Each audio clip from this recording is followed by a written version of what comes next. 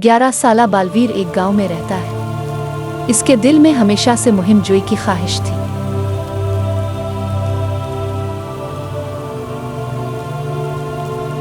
आज इसने इरादा किया कि वो करीब के घने जंगल की सैर करेगा। बालवीर अपने बस्ते में कुछ रोटियां और पानी की बोतल रखता है और घर से निकल पड़ता है। रास्ते में परिंदों की चहचहाहट और दरख्तों की सरसराहट सुनाई देती है। वो खुशी खुशी जंगल की तरफ बढ़ता है, लेकिन इसे अंदाजा नहीं था कि ये सफ़र इसे एक ऐसे राज से रोशनास करवाएगा जो हमेशा के लिए इसकी ज़िंदगी बदल देगा। बालवीर जब जंगल में दाखिल होता है तो सूरज की रोशनी दरख्तों के पत्तों से छन कर ज़मीन पर गिरती है। वो हैरानी से लंबे दरख्तों और अजीब व गरीब बैलों को देखता है। जंगल में कदम रखते ही वो महसूस करता है कि यहाँ कुछ अलग है। अचानक कहीं दूर से एक अजीब सी सरगोशी की आवाज़ आती है। ऐसा लगता है जैसे दरख्त खुद आपस में बातें कर रहे हो। बालवीर की धड़कन तेज हो जाती है, मगर उसकी तजस्सुस की फितरत इसे आगे बढ़ने पर मजबूर कर देती है। बालवीर चलते चलते एक छोटे तालाब के करीब पहुंचता है। वहां इसे एक हिरन दिखाई देता है जो पानी पी रहा होता है।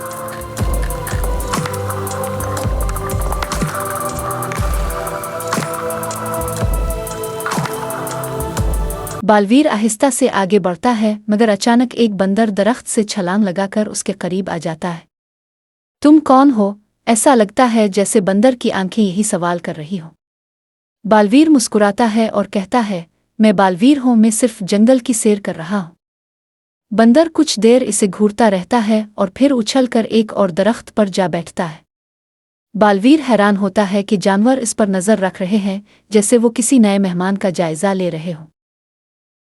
बालवीर जैसे जैसे आगे बढ़ता है, जंगल में बालवीर घना होता जाता है। दरख्तों की शाखें आपस में उलझी हुई हैं और रोशनी कम हो गई है। अचानक इसे एहसास होता है कि वो रास्ता भटक चुका है। खौफ उसके दिल में सरायत कर जाता है। वो पीछे देखता है, मगर अब सब रास्ते एक जैसे लग रहे हैं। वो बेबसी से इधर अलिफादेर देखता है, मगर हर तरफ घने दरख्तों के सिवा कुछ दिखाई नहीं देता। पत्तों के बीच से कुछ सरसराहट की आवाज़ आती है। बालवीर का दिल जोर जोर से धड़कने लगता है। बालवीर गिरा हुआ आगे बढ़ता है और एक खोखले दरख्त के करीब पहुंचता है। अचानक एक हल्की आवाज़ सुनाई देती है, डरने की जरूरत नहीं बच्चे। बालवीर पीछे मुड़कर देखता है तो एक बुजुर्ग शख्स खड़ा होता है, जिसकी आंखों में नरमी झलक रही होती है। वो एक लाठी के सहारे खड़ा होता है और कहता है, जंगल उन लोगों की मदद करता है जो इसका एहतराम करते हैं। बालवीर हैरानी से उनकी तरफ देखता है और पूछता है, क्या आप मेरी मदद कर सकते हैं? बुजुर्ग मुस्कुराते हैं और सर हिलाते हैं। चलो मैं तुम्हें रास्ता दिखाता, मगर इससे पहले मैं तुम्हें जंगल का एक राज बताना चाहता। बुजुर्ग बालवीर को एक पुरानी पत्थर की दीवार के पास ले जाते हैं। वो अपने हाथ से दरख्त की एक बेल हटाते हैं तो एक खुफिया दरवाज़ा नमूदार होता है। बालवीर की आंखें हैरत से खिली की खिली रह जाती है। वो दरवाजे को गौर से देखता है, जो किसी कदीम जगह का पता दे रहा होता है। ये जगह आम लोगों की नजरों से छपी हुई है। यहाँ जंगल के असल राज महफूज है। बुजुर्ग कहते हैं, ये जंगल आम जंगल नहीं बल्कि एक कदीम इल्म का मुहाफिज है। जो कोई इसकी सच्चाई को समझे वो जिंदगी में बड़ी हिकमत हासिल कर सकता है। बालवीर दिलचस्पी से किताबों को देखता है।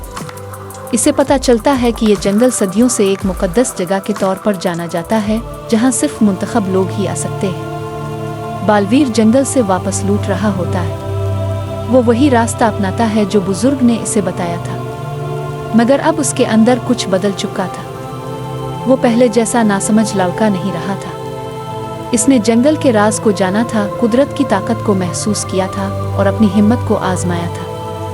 जब वो गांव वापस पहुंचता है तो इसकी आंखों में एक नई चमक होती है। वो जानता था कि वो सिर्फ एक आम लड़का नहीं रहा, बल्कि अब वो एक राज का अमीन बन चुका था। ये कहानी हमें सिखाती है कि दुनिया में बहुत कुछ पोशीदा है, लेकिन अगर हम तजस्सुस, हौसले और इज्जत के साथ आगे बढ़ें तो हमें ज़िंदगी की बड़ी हकीकतें मालूम हो सकती हैं।